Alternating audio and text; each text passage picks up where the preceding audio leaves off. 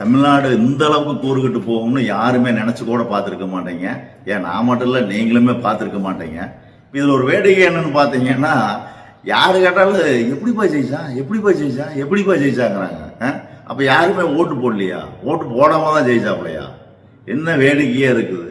அப்போ என்ன, தமிழ்நாட்டில் ஆட்சி சரியில்லையா, இல்லை தெரியாமல் ஓட்டு போட்டோம் அப்படிங்கிறீங்களா? எதன் அடிப்படையில் சொல்கிறேன், ஏன் ஓட்டு போடுறதுக்கு பயப்படுறீங்க வெளியே சொல்கிறதுக்கு? அதனுடைய காரணமே என்னன்னா, அதனுடைய சட்டசபை உறுப்பினர்களும் இப்போ மந்திரியா பதவி ஏற்றிருக்கிறவங்களும் தான் காரணம். சட்டசபை உறுப்பினராகட்டும் மந்திரியாகட்டும் அவங்களுடைய பின்னணி எடுத்து பாருங்க, படு மோசமான பின்னணி, குற்ற பின்னணி கொண்டவங்களா இருக்கிறாங்க. ஒன்றும் உருப்படியான ஆளா இல்லை. படிப்பு முதல் கொண்டு ஃபோர்ஜரியா காட்டியிருக்கிறாங்க. நான் டாக்டருக்கு படிச்சிருக்கேன், நான் ஐடி படிச்சிருக்கேன் அப்படின்னு சொல்லி எல்லாமே பொய்யான சர்டிஃபிகேட்லாம் வச்சு மக்களை ஏமாத்தியும் இருக்கிறாங்க. சரி, மக்களை ஏமாத்திட்டு போறாங்க. அது அரசியல்வாதியுடைய, எப்பவுமே அரசியல்வாதி அதான் செய்வான். அதனால நான் என்ன செய்யறது, அதுலேருந்து மாற்றம் வேணும்னு தான் எதுக்கு வந்தீங்க, இவங்க ஒழுங்கா இருப்பாங்கன்னு நல்ல அருமையான மாற்றத்தை கொடுத்துருக்குறாங்க. அதை விட கொடுமை, மந்திரியா இருக்கிறவங்க பண்ற ரவுடித்தனத்தை எல்லாம் பார்த்தீங்களா?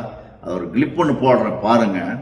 எனும் நான் சட்டப்படி அமைக்கப்பெற்ற இந்திய அரசியலமைப்பால் உண்மையான நம்பிக்கையும் மாறா பற்றும் கொண்டிருப்பேன் என்றும், இந்திய நாட்டின் ஒப்பில்லா முழுமுதல் ஆட்சியையும் ஒருமையும் நிலைநிறுத்துவேன் என்றும், தமிழ்நாட்டின் அரசின் அமைச்சராக உண்மையாகவும் உளச்சான்றின்படியும் என் கடமைகளை நிறைவேற்றுவேன் என்றும், அரசியல் அமைப்பிற்கு சட்டத்திற்கு இணங்க அச்சமும் ஒரு தலைச்சார்பு இன்றி விருப்பு வெறுப்பை விலக்கி பல திறப்பட்ட மக்கள் அனைவருக்கும் நேர்மையானதை செய்வேன் என்று ஆண்டவர் மீது ஆணையிட்டு உறுதிமொழிகிறேன்.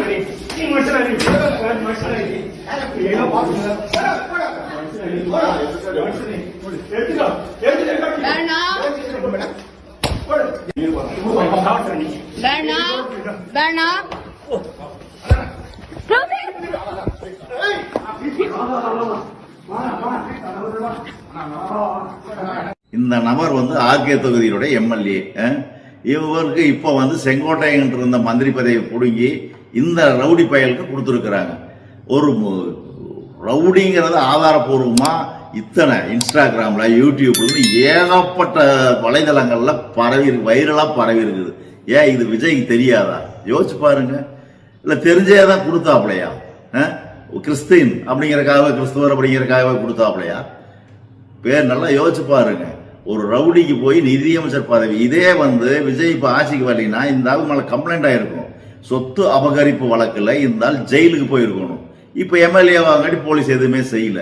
நல்லா சேகர் பாபு பாத்தீங்களா, எலெக்ஷனுக்கு முன்னாடி கைது பண்ணல, அந்த தாவக்காரங்களை அடிச்சாங்கன்னு. இப்ப எலெக்ஷனுக்கு அப்புறம் இப்ப 4 பிரிவின் கீழ் கைது செஞ்சிருக்கிறாங்க.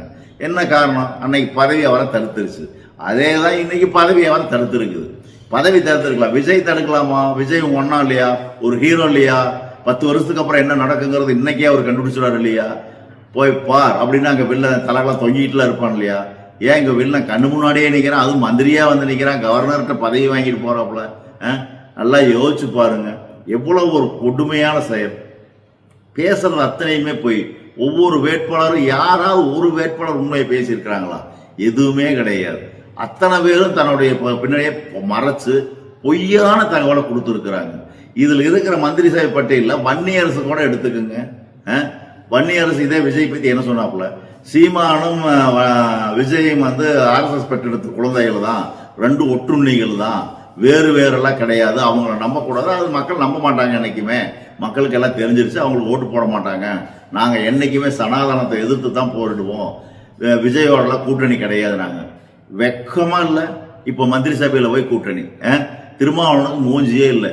ஏன்னா திருமாவளவன் அந்த இடத்துக்கு வர வேண்டியது, மந்திரியா வர வேண்டியது, அந்த எனக்குள்ளதான் இருக்கிறாப்புல இன்னும் கூட. அதுக்குதான் பாராளுமன்ற உறுப்பினரை ராஜினாமா செய்யறேன்னு சொல்லிட்டு இருந்த ஆளு, அப்புறம் அந்த ஆட்சி மாற்றம், சுழற்சி மாற்றம், அப்படி இப்படி நல்லா கசாமசாராங்கடி பயந்துக்கிட்டாப்புல. இல்லைன்னா காட்டு மன்னார் கோயில தாழ்தான் திருமாவளவன் தான் போட்டிட்டு இருக்கணும். அதுக்கு பதில் இப்ப ஒரு காங்கிரஸ் கட்சிக்காரர் கொண்டாந்து நிறுத்திருக்காங்க. பாத்தீங்களா? இவங்க 2 பேரும் யாராவது ஜெயிச்சிருப்பாங்க. இப்போ வன்னியரசுக்கு மந்திரி பதவி சேர்ல பிடிச்சி கை பிடிச்சி பார்க்கும் பாருங்க, திருமாவசம் 3 பேர் போகல, அப்படி பேசாகும் அப்படி பாப்புல மனசுகளோடு நம்மளால மந்திரி ஆக முடியலையே அப்படின்னு. அப்போ ஒவ்வொரு மந்திரியும் சரி, ஒவ்வொரு அரசியல்வாதியும் சரி, நான் போராளி, நான் பதவிக்காக ஆசைப்படாதவன் அப்படின்னு சொல்ற அதிமுகலையோ திமுகலையோ இல்ல விடுதலை சிறுத்தைகள் கட்சியோ யோசிச்சு பாருங்க. எவனா ஒருத்தர் யாராவது இருக்காங்களா? எப்பன்னு காத்துட்டு இருக்காங்க. எனக்கு தெரிஞ்சு பிடிஆர் பழனிவேல் தியாகராஜன் அவர் ஒருத்தர் தான் இப்ப பதவி விளையிருக்காரு. தன்மானமுள்ள ஒரு மனுஷன் விளையிருக்காரு. அதை விட்டா நீங்க நாம் தமிழர் ஒண்ணுதான். எவ்வளவு தோல்வியை சந்திச்சாலும் அவங்க மட்டும்தான் இன்னும் களத்துல தில்லா அப்படியே நிக்கிறாங்க. இலங்கையிலிருந்து கூட ஒருத்தன் வந்து ஒன்னு நான் சுட்டுக் கொள்ளுவேன்னு சொல்றானா, அப்போ அவர் எந்த அளவுக்கு இலங்கை மக்களுக்கு ஆதரவா சப்போர்ட் பண்ணிருக்கணும். அவன் ராஜபக்சேவோட பையன் நிமல் பக்சேவோட இவன் ஜாயிண்டா இருக்கிறான். அப்போ அவன்கிட்ட நல்ல பேர் எடுக்கணுங்கிறக்கோசம் சீமான் சொல்றான் அப்படின்னா சீமான் சரியான பாதையில் தான் போயிட்டு இருக்கான் அப்படின்னு அர்த்தம். யோசிச்சு பார்க்கணும். ஒரு தெளிவான ஒரு இயக்கத்தை கைவிட்டுட்டு தற்கூரி இயக்கத்தை கொண்டாந்து போற வச்சு, ஏயா தற்கூரியா ஒருத்தர் 2 பேர் இருந்தா பரவாயில்லையா, முதலமைச்சரே ஒரு தற்கூரியா உட்காந்துருந்தா இந்த நாடு விளங்குமா? இந்த நாட்டுக்கு என்ன திட்டங்கள் இவங்க கொண்டாட போறாங்க நல்லா விளங்கிடும். யோசிச்சு பார்த்துருக்கணும். இப்ப யோசிச்சு பிரயோஜனம் இல்லை. தேர்தலுக்கு முன்னாடி யோசிச்சிருக்கணும். பையன் சொன்னா என்ன குளம் சொன்னா அது பொடுசுதான். அதுக்கு ஒரு பழமொழி சொல்லுவாங்க, கேட்டிருக்கிறீங்களா? சிறுவார் விட்டு வெள்ளாம விளையும், ஊடு வந்து சேராது. அது என்ன அர்த்தம்? எல்லாமே நடக்கும், ஆனா உருப்படியே எதுவும் நடக்காது. கடைசியில ஒண்ணும் இல்லாம போயிடும். அது மாதிரிதான் இது. விஜயும் அப்படித்தான். விஜய் ஆளை பார்த்தாவே பாருங்க, அது எப்படிப்பட்ட ஆளுங்கிற மாதிரி தெரியும். ஒரு டைப்பா தெரியும், என்ன பண்ணிட்டு இருக்கிற மாதிரி தெரியும். மிகப்பெரிய தவறு செஞ்சிட்டீங்க. இனி வருங்காலத்திலேயாவது இந்த தவறு செய்யாம நல்ல ஒரு அரசியல்வாதியை தேர்ந்தெடுங்க, மக்களுக்கு சேவை செய்யக்கூடிய நபரா பார்த்து தேர்ந்தெடுங்கன்னு சொல்லி விடைபெறுகிறேன். நன்றி, வணக்கம். மீண்டும் அடுத்த ஒரு காணொலியில் சந்திக்கலாம். இந்த காணொலி பற்றிய கருத்துக்களை கமெண்ட் பாக்ஸில் சொல்லுங்க. லைக் பண்ணுங்க, கமெண்ட் பண்ணுங்க, ஷேர் பண்ணுங்க, சப்ஸ்கிரைப் பண்ணுங்க. நன்றி, வணக்கம்.